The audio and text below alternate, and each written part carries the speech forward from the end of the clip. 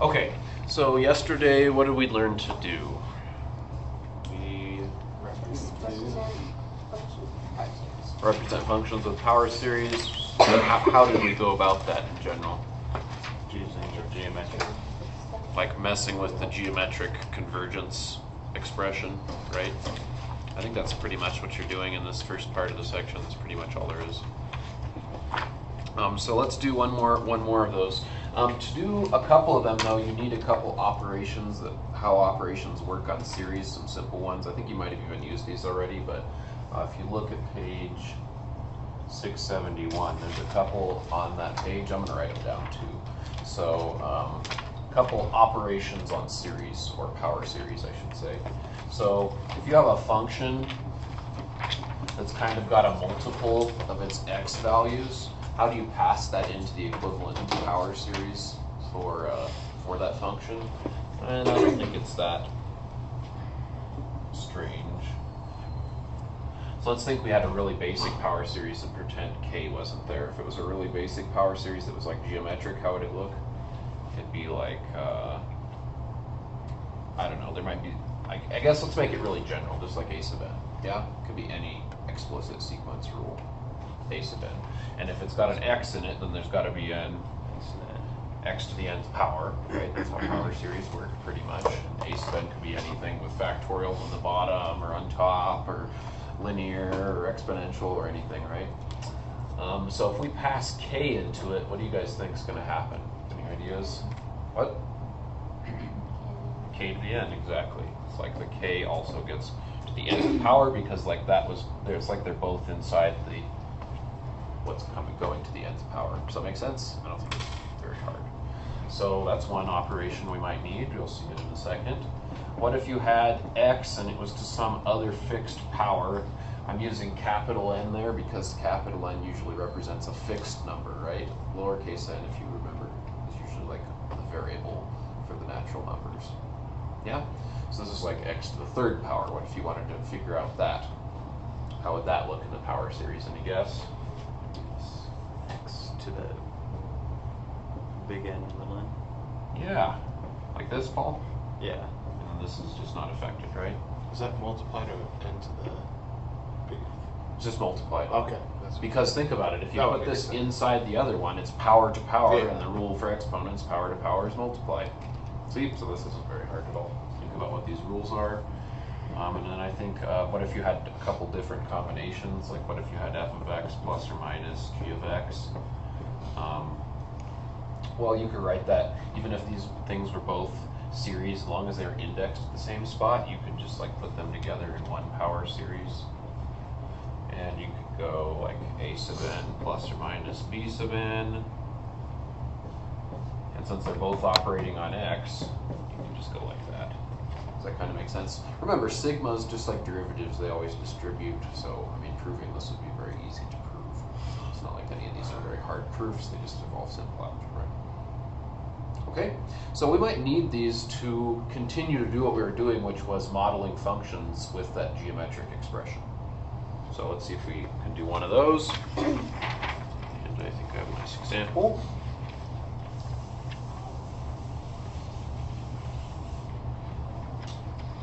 So let's see, this is our third example, I think. So we want to find a power series. We need to pick where it's at. Let's just center it at 0, so it's not too bad. And let's find a power series for this function.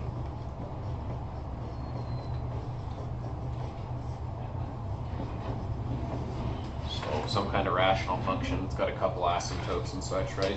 Where's it got asymptotes vertically? 1. 1 and -1, because the bottom factors, doesn't it?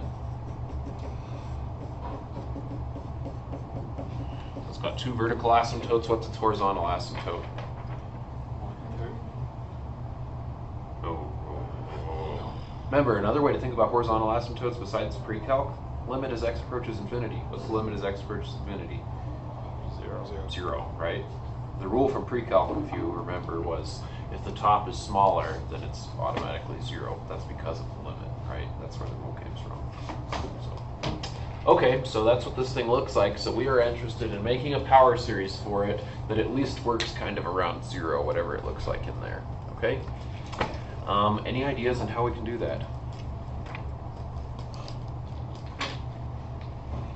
I bet you guys can come up with an idea. It's pretty complex, right? Like this thing, are we going to be able to like make this thing look like that a over 1 minus r? That's the only thing we know how to do so far. It's pretty complex, right? So, Split it up into 2 series. ooh, good idea. We're going to split this up into 2 series, but I don't see 2 pieces. Paul, what do you mean? Partial fractions, yes. If we do partial fractions, we'll decompose this into like 2 pieces, which hopefully will be easier to manipulate each into their own power series. Does that kind of make sense? And then we'll use our sum rules, which we just learned. That's the plan. So partial fractions. Shall we do it? So we're going to go 3x minus 1, x minus 1, x plus 1. This is a nice, easy partial fractions because the terms are linear, right? You don't have to go ax plus b or anything for quadratic irreducible terms. So I'm going to go a over x minus 1 plus b over x plus 1. Multiply by the common denominator. We've done this like for all kinds of reasons this year, right? So we used partial fractions for what purposes now? We used them first, I taught you them to do what? Integrate. Integrate things like this, right? Then we used them to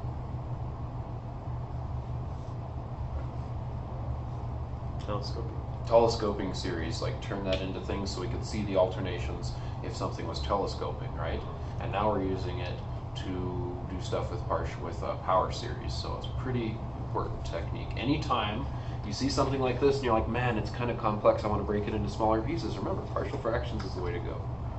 So, just reminding you. Okay, so if I plug in 1, that'll go away, and I'll get, what, 2 equals a times 2, so a is 1. Nice. So that's x equals 1. If I plug in negative 1, then that becomes what? Negative 4. That goes away. B times negative 2, so B is 2. Is that right? Cool. So we're going to erase this. You guys remember what it looks like? A is 1, B is 2. So now we know that that function can be written as 1 and 2. And now those both look much closer to the sum of a geometric series. Yeah? So then we just got to do what we did yesterday. So let's modify each one. Let's see if we can do it. I'm not going to look at my notes or anything. Where's it supposed to be centered? 0, so we should probably have like just an x here, right? But we also, remember, here's the target we're shooting for. Let me put the target back on the board. Geometric sum is A over 1 minus r. okay. What should I do, Marvin? Plot a negative on the bottom like this. So then that would be negative, right? And this one was negative, so I'm going to make it positive. We got a 1, we got a minus. Are we set? Yeah. I think I should rewrite that how though. Yeah, so move this up here so that it could be like the first term. Yeah? Okay, that one's ready to go. Nice. This one? We also want it centered at 0. That's where you want to start, right? Make sure it's centered in the right spot and build everything else around that center. That's the idea. It's already sort of there. Just Kind of is, right? what Like it just is. write it in reverse. This is, what's the, well, there's an issue though. This needs to be minus, so how can I make this be minus? Plus minus and negative x. Minus 2. Because if you do that, then 1's going to be minus also. So just And you can't have pull out a negative from the x. So like this, right?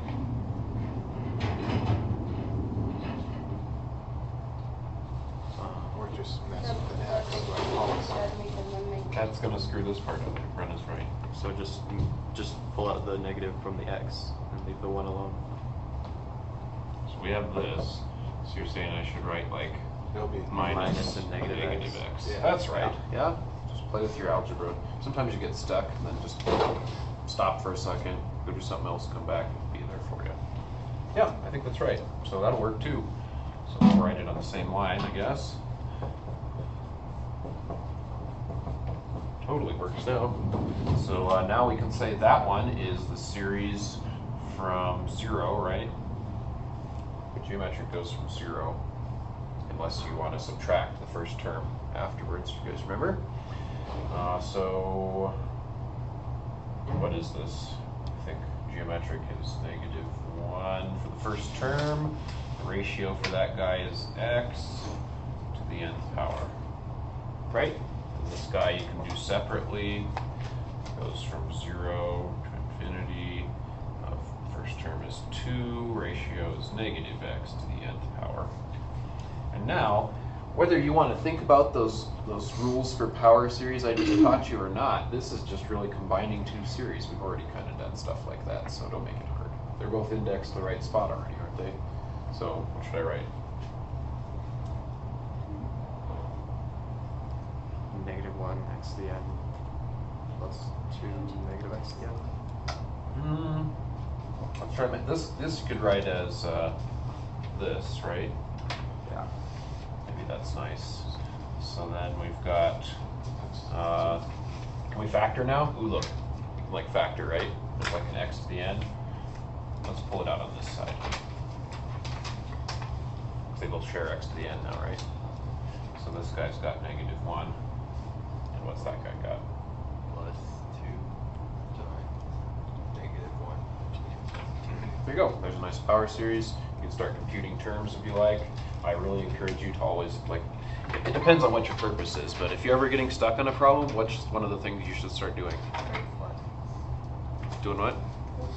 Brute force, yes. Write out some terms and your problem will probably go away. That's what I always do when I'm confused about a concept or something. I'm always just like, let's just write out, look at some specific parts of this thing, whether it's a power series or anything else in math. You guys finally are probably starting to be capable of using that same strategy. So I'm not going to write it out. Is that okay? All right, let's do one more example and cool. Oh, radius of this guy's centered at 0 like it was supposed to be, right? Yeah. Looks good. We could compute its radius of convergence. What is it? We could do the ratio test and get it or whatever, but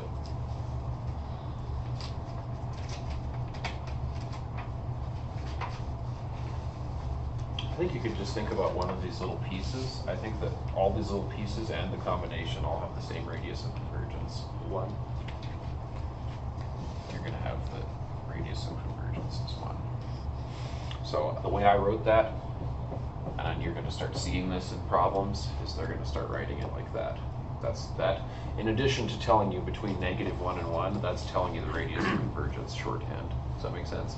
So you might start seeing that. If you see that, that's what they're trying to say. The radius of convergence for this thing is between -1 and 1. Okay? Let's see.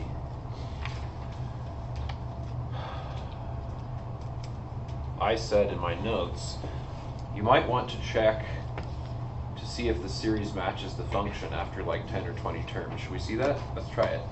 You guys want to get your calculator out? Follow along with me. I'll put this guy up here. So that's what we're doing this for, remember. I mean, that's the main purpose. There's lots of smaller purposes, but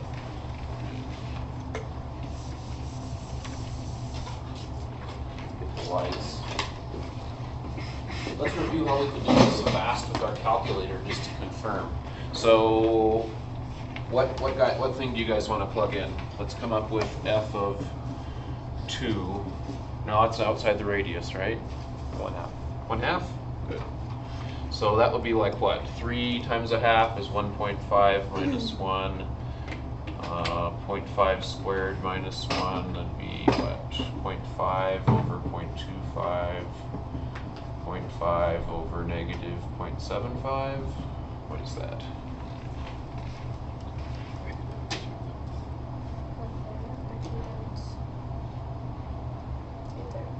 It's 2/3? Negative 2/3, right.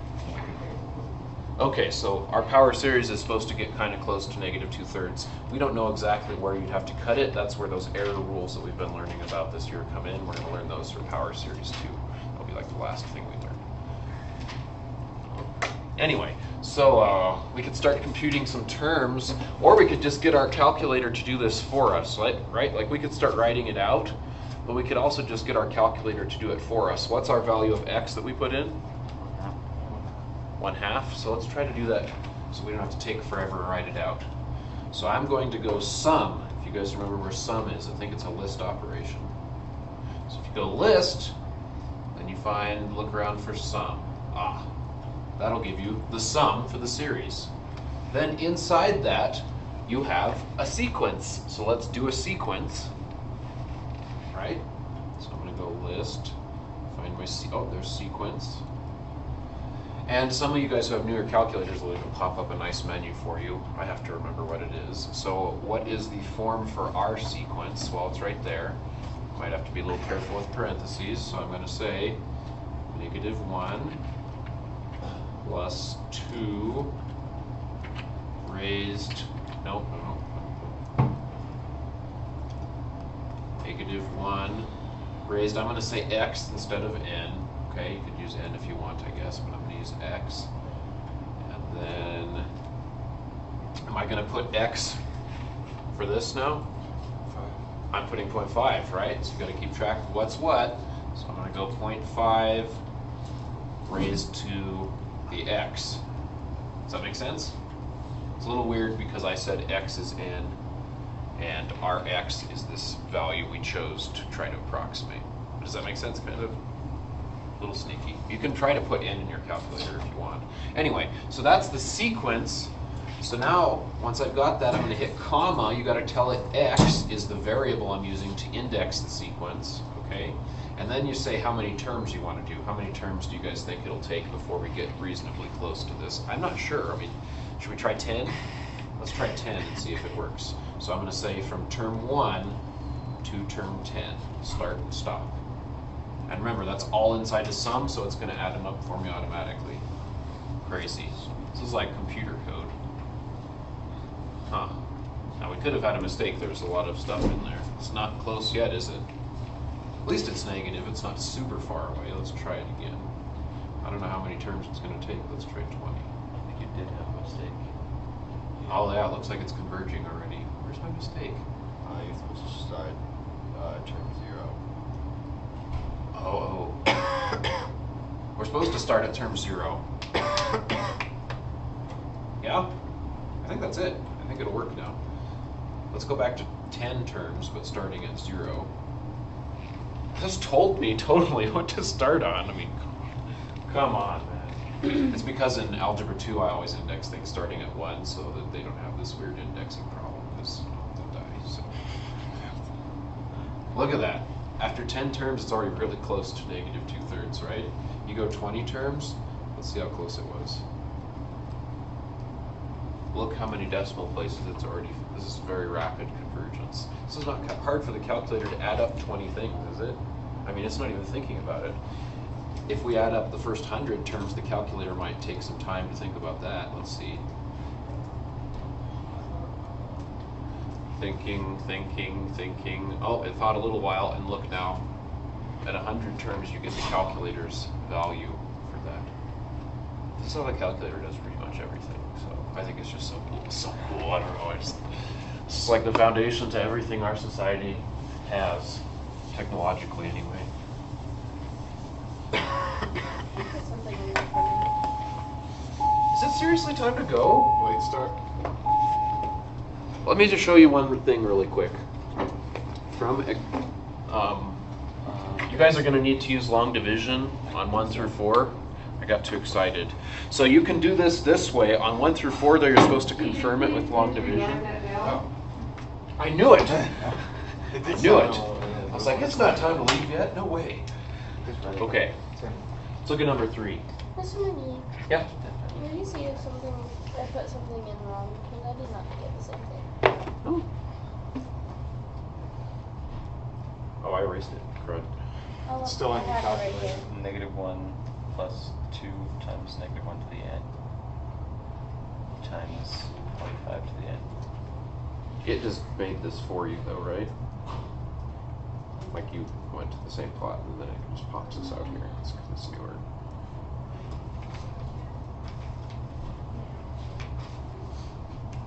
I think you just might have some parentheses. I'd just try it again. I think there's too many parentheses there. I'm freaked out by the parentheses. There's like one layer that's wrong, and I think he's multiplying the wrong thing. Like, what's the deal? Otherwise, we'll get it in a second. So I want to look at number 3. You guys, do you have number 3 out, Sam? What's it say to do? It is the problem number 3 or example? Just problem number 3 in the book. I'm going to do number 3 from your homework.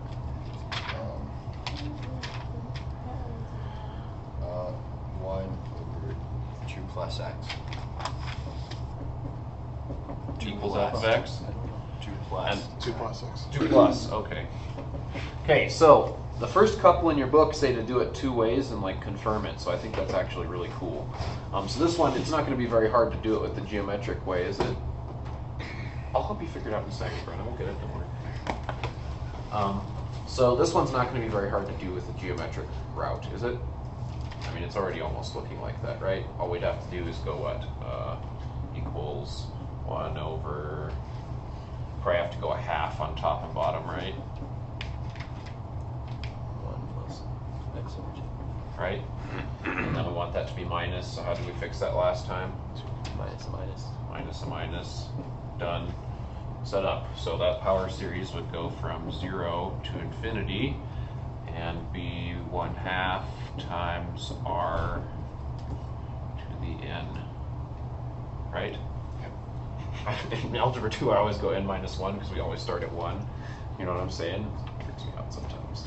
We all know the difference. If we want to make that go to n minus 1, we've got to move it forward to start at 1. It's the same thing, right?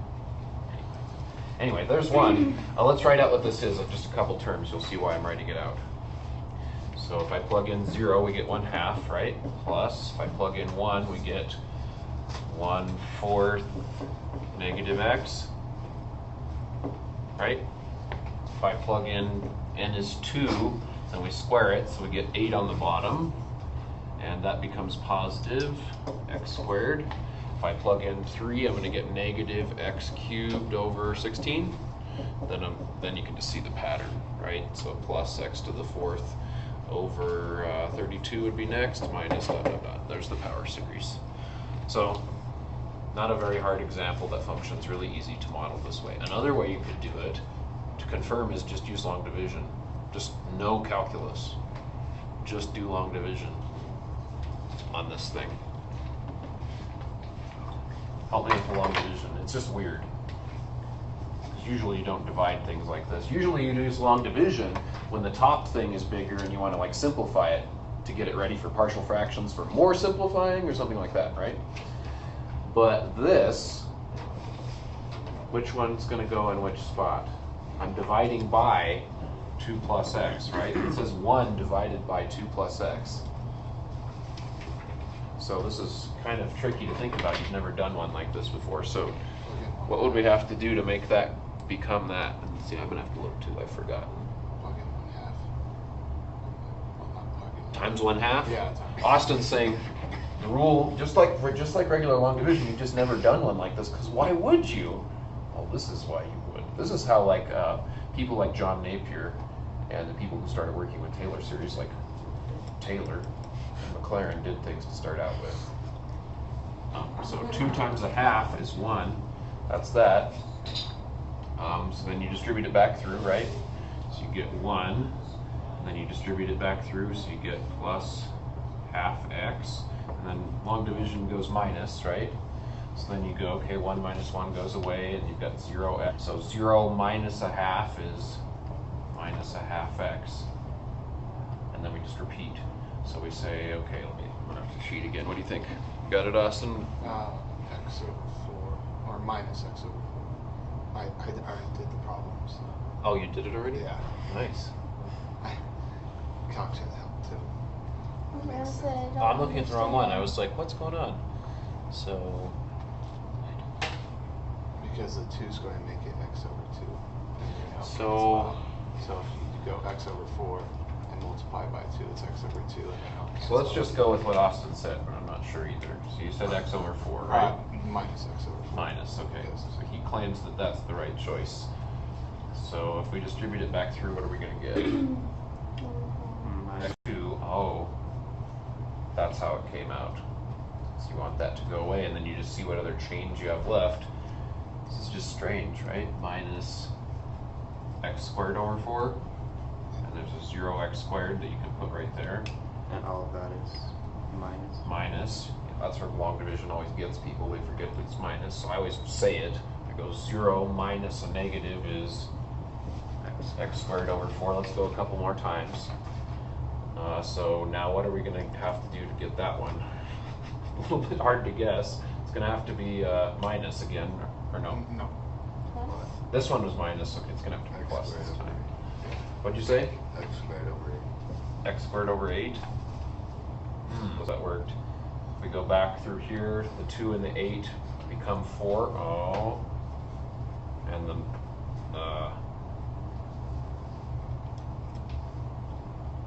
It's x squared over X cubed over 8.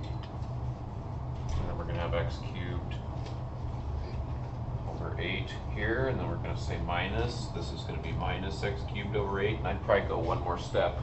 But what are we accomplishing here? This weird, strange thing that we've created. Nothing's Something. It's the power series, look. sorry, Paul. It's the same thing. And then once you see this, you could probably build that into a pattern like Napier or something would have done when they first started to do this. And we're just kind of fooling around and trying to figure stuff out. And you'd say, well, okay, now I'm going to have to think about, well, there's an x to an n power there. Maybe I need to minus 1 or something on that power. The first term is 1/2. This looks like it's geometric, right? I'm like multiplying by half x each time. Oh, it's geometric, so just go with your geometric formula that had been known since like ancient Greece. So like its first term is 1/2. Its ratio is not just x, but it's multiplying by x over 2 each time, and I can start at 0 and go to infinity, and there you go, same answer. except the negative inside. Oh, and it's alternating, duh, so you need a -1 to the end. Make sense? This is crazy, right? Like guessing this is a little counterintuitive, I think, but really, really cool. So you're only supposed to do that on a couple, so you've only got like 2 of those. So that makes it 4. yeah, well, I did one of them right there. 3. Good man for working ahead. See, you totally know what's going on. Well, Calc did the same thing. It showed the steps this time. So Yeah. once you looked at number 1. Oh man, my video's freaking out. Alexa, I'm sorry if my video's freaking out.